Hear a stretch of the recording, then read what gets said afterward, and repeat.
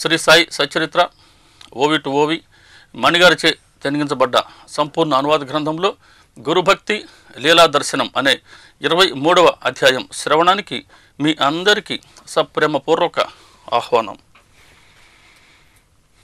ఇందులో 205 ఓవిలు ఉన్నాయి. ఇందులో ప్రధానంగా బాబాగారి గుణనిధి ఎలా ఉంటుంది, జీవుడు చిలుక ఈ ఇద్దరి మధ్య ఎటువంటి సారూప్యం ఉంది, శ్యామను పాము కరిస్తే బాబా ఎలా రక్షించారు, యోగాభ్యాసికి వచ్చిన సందేహాన్ని బాబా ఎలా నివృత్తి చేశారు, షిరిడి ప్రజల మూఢ నమ్మకాన్ని బాబా ఎలా నిరసించారు, అలాగే దీక్షిత్ గారికి బాబాగారు పెట్టిన ఒక అద్భుతమైన పరీక్ష, ఇటువంటివన్నీ మనం ఈ అధ్యాయంలో దర్శించుకుందాం. ఇందులో ఒక చక్కటి ఓవి రాశారు హేమాడ్ పంత్ గారు. భావార్థులైన శ్రోతలు జతగూడినప్పుడు సాయి యొక్క నిధి తెరుచుకుంటుంది. వ్యర్థంగా కుతర్కం చేసేవారికి ఇది అర్థం కాదు. అమాయక భక్తులు ఆ ప్రేమను అనుభవిస్తారు. ఒక అద్భుతమైన ఓవి అండి. ఒక్క ఓవిలో బాబాగారి దయని, వారి గుణాన్ని మొత్తం మనకు అర్థమయ్యేలా, మరొక్కమారు మనం వారిని స్మరించేలా చేస్తుంది. ఇటువంటి ఓవిలు అనేకం ఉన్నాయి సచ్చరిత్రలో. అందుకే సచ్చరిత్రలో ఉండే మన మనసుకు నచ్చిన ఓవిలు మనం రాసుకోవాలి. కేవలం చదివి వదిలేయకూడదు. రాసుకొని వాటిని మనం మరలా మననం చేస్తూ ఉంటే ఆ ఓవిలో ఉన్న అర్థం మనకు బాబాగారు వివరంగా తెలియచేస్తూ ఉంటారు. అప్పుడు మనసుకు కలిగేదే నిజమైన తృప్తి, ఆనందం. మరి ఈ ఓవిలో ఏముందో చూద్దాం. భావార్థులైన శ్రోతలు జతగూడినప్పుడు సాయి యొక్క నిధి తెరుచుకుంటుంది. శ్రోతలు అనలేదు అంటే బాబాగారు వరాలు ఇస్తారు. వరానికి అవసరమైన అర్హతను దాన్ని మనకు జోడిస్తారు. ఇక్కడ వరం ఇచ్చారు, సాయి యొక్క నిధి తెరుచుకుంటుంది శ్రోతలకు. కానీ శ్రోతలు ఎటువంటి వారు అయి ఉండాలి? శ్రోతల అర్హత ఏంటి అంటే, ఆ నియమం ఏమిటి అంటే, వారు భావార్థులు కావాలి. అంటే భావాన్ని అర్థించేవారు కావాలి. మరి ఎవరు భావార్థి? విద్యార్థి అంటే విద్యను అర్థించేవారు. మరి భావార్థి అంటే భావాన్ని అర్థించేవారు. ఈ భావన ఎటువంటిది అంటే, రామకృష్ణ పరమహంస చెప్తున్నారు భక్తి మార్గంలో ఉన్న అనేకమైన స్థితులను. ఇందులో భావాన్ని మనం గ్రహిద్దాం. మొదట సాధువులతో సాంగత్యం చెయ్యి అంటారు ఆయన. సాధువులు సత్పురుషులతో సాంగత్యమే సత్సాంగత్యం, సత్సంగం. కాబట్టి సత్సంగాన్ని చేస్తే భగవంతుడి గురించి వింటావు. వినే కొద్దీ వారి పట్ల నమ్మకం కలుగుతుంది. అదే విశ్వాసం, అదే శ్రద్ధ. కాబట్టి భగవంతుడి గురించి మనకు శ్రద్ధ కలగాలి అని అంటే సాధువులతో సాంగత్యం చేయాలి. వారి ద్వారా భగవంతుడి గురించి మనం వినాలి, తెలుసుకోవాలి. ఇప్పుడు వారి పట్ల శ్రద్ధ ఏర్పడుతుంది. ఈ శ్రద్ధతో మరింతగా తెలుసుకునే ప్రయత్నం చేస్తూ ఉంటే అది నిష్ఠగా పరిణమిస్తుంది. ఇదొక స్థితి. ఆ స్థితిలో వింటే భగవంతుడి గురించి మాత్రమే వినాలి, పలికితే భగవంతుడి నామాన్నే పలకాలి, చూస్తే భగవంతుడినే చూడాలి అన్న ఒక ఇచ్ఛ కలుగుతుంది. ఈ ఇచ్ఛే నిష్ఠ. ఈ నిష్ఠ పెరిగే కొద్దీ మనసు ప్రాపంచిక చింతనను వదిలిపెడుతుంది, భగవత్ చింతన చేస్తుంది. విషయ సుఖాల పట్ల సహజంగా విరక్తి కలుగుతుంది, భగవంతుడి పట్ల ఆసక్తి కలుగుతుంది. ఇది మానసిక వైరాగ్యం. ఈ వైరాగ్యం పెరిగే కొద్దీ, తీవ్రమయ్యే కొద్దీ భగవంతుడు లేదా గురువు మార్గంలో నడవాలి అనిపిస్తుంది, వారిని అనుసరించాలి అనిపిస్తుంది. ఇలా మనసు ఎప్పుడు గురువు సాన్నిధ్యాన్నే కోరుకుంటుంది. మనసు గురువు చుట్టూ తిరుగుతూ ఉంటుంది. మనసులో లేచే ప్రతి ఆలోచనకు గురువు లేదా భగవంతుడు కేంద్రంగా ఉంటారు. ఇది భక్తి. సరిగ్గా బాబాగారు 3వ అధ్యాయంలో చెప్పిన నిర్వచనం ఇదే. మీ మనోవృత్తులన్నింటినీ, అంటే మీ మనసులో వచ్చే ఆలోచనలు అన్నింటినీ నా వైపుకు మరలించండి, అదే నా భక్తి అన్నారు బాబా. సరిగ్గా ఇటువంటి స్థితి భక్తి. ఈ భక్తి పెరిగే కొద్దీ, తీవ్రమయ్యే కొద్దీ మనసు భగవంతుడికి లేదా గురువుకి మరింతగా దగ్గర కావాలి అని పరితపిస్తూ ఉంటుంది. ప్రతి క్షణం వారిని చూస్తూ ఉండాలి అనిపిస్తుంది.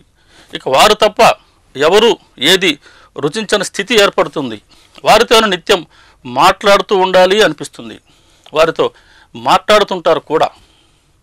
కానీ ఇక్కడ మీ ఇద్దరి మధ్య ఉన్న సంబంధం, అంటే భగవంతుడికి భక్తుడికి మధ్య ఉన్న సంబంధం ఏ విధంగా ఉంది అని నిన్ను నీవు ఎలా భావిస్తూ ఉన్నావో, అంటే భగవంతుడికి భక్తుడికి మధ్య ఉన్న సంబంధంలో, అనుబంధంలో నిన్ను నీవు ఎలా భావిస్తూ ఉన్నావో అన్నదే భావన, అదే భావం. ఇక్కడ 4 రకాలు ఉన్నాయి అంటారు.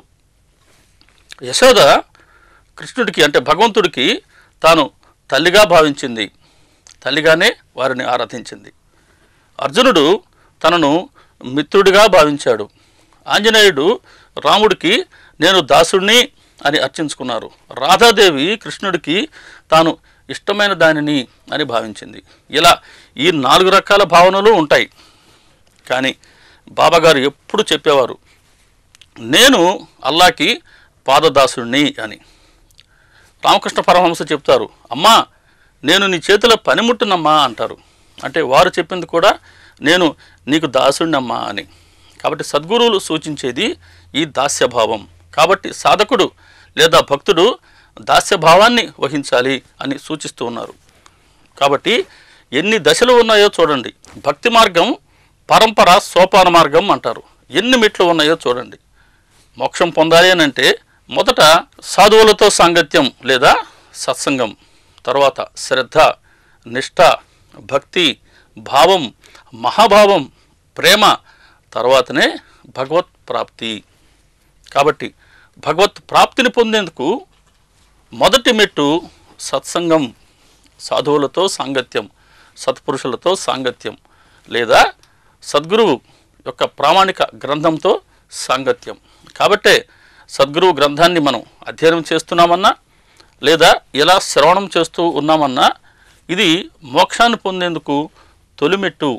ఈ మెట్టు ఎక్కిన తర్వాతనే మిగతా మానసిక స్థితులు భగవంతుడు లేదా గురువు మనకు ప్రసాదిస్తారు. కానీ ఇటువంటి సద్గురువుతో సాన్నిధ్యం, వారి సాంగత్యం కలగాలి అంటే భగవంతుడి అనుగ్రహం కావాలి. కాబట్టే ఎవరిని దేవుడిగా దేవతగా మనం ఆరాధించినా వారు ప్రసన్నులైతే మనకు సద్గురు సన్నిధిని ప్రసాదిస్తారు. మరి బాబాగారి వద్ద ఉన్న గుణాలు ఎటువంటివి?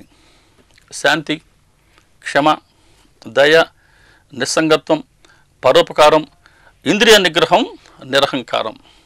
ఒక్కసారి బాబాగారిలో ఉన్న ఈ గుణాలని ఒక్కసారి మళ్ళీ గుర్తుకు తెచ్చుకుందాం. బాబాగారి శాంతి, సచరిత్ర చెప్తూ ఉంది, వారి శాంతియే వారికి భూషణం.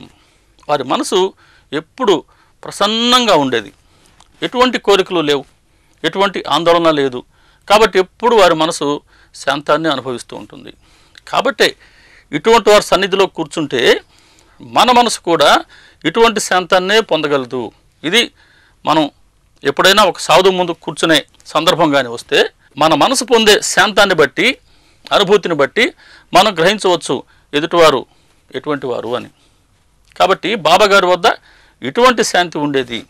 వారి సమక్షంలో ప్రతి ఒక్కరూ పొందింది ఇటువంటి శాంతాన్నే, ఇటువంటి ఆనందాన్నే. ఈ శాంతి బాబాగారి వద్ద ఉన్నటువంటి ఒకానొక గుణం. రెండవది క్షమ. అందరి పట్ల క్షమ, ఏ ఒక్కరి పట్ల వైరం లేదు. అందరిలోనూ తననే చూసుకునే బాబాకి ఎవరి పట్ల వైరం ఉంటుంది. కాబట్టి ప్రతి ఒక్కరి పట్ల క్షమ. అమీర్ షక్కర్ మనం ముందు అధ్యాయంలో దర్శించుకున్నాం. బాబాగారు 9 నెలల పాటుగా చావడిలో ఉండమన్నారు. ఉండగలిగాడా? బాబాగారికి చెప్పకుండానే చావడి నుండి కోపరగాంకు పారిపోయాడు. కోపరగాంలో ఉన్నాడా? లేదు. తిరిగి మళ్ళీ చావడికే రావాల్సి వచ్చింది. అలా వచ్చినా బాబాగారు కోపడ్డారా? లేదు. వారిని క్షమించారు. అలా ప్రతి ఒక్కరి పట్ల బాబాగారికి క్షమ ఉంటుంది. వారు ఎవరిని కోపగించుకోలేదు. ఇది వారి క్షమ. ఇక బాబాగారి దయాగుణాన్ని చూద్దాం. ప్రతి జీవి పట్ల దయ. దయ అంటే ఎదుటివారు దేనికోసం తన వద్దకు వస్తూ ఉన్నారో వారి కోరికను తీర్చాలి అన్న సహజమైన గుణం. ఇది బాబాగారిలో మనం ఎన్నోసార్లు దర్శించుకున్నాం. పుత్ర సంతానం కోసం వస్తే పుత్ర సంతానాన్ని ఇచ్చారు. ఏదైనా సందేహాల కోసం వస్తే సందేహాలను నివృత్తి చేశారు. ఎవరు ఏది కోరుకుంటే దానిని ఇస్తూనే ఉన్నారు బాబా.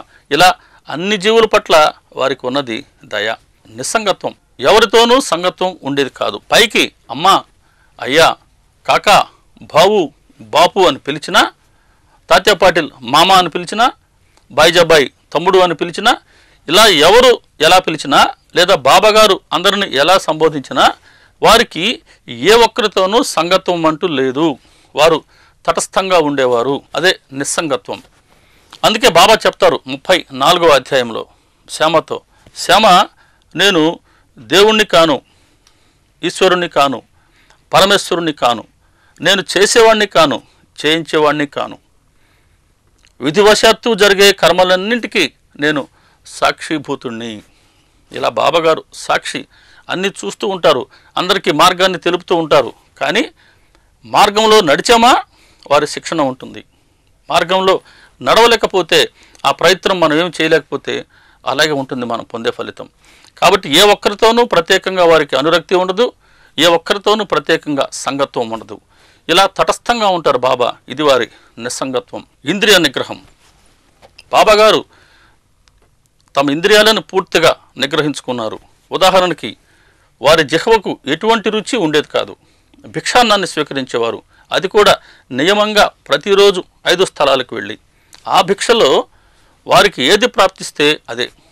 రొట్టె ఎండిపోయిందా, చది రొట్టెనా, దాన్నే స్వీకరించారు.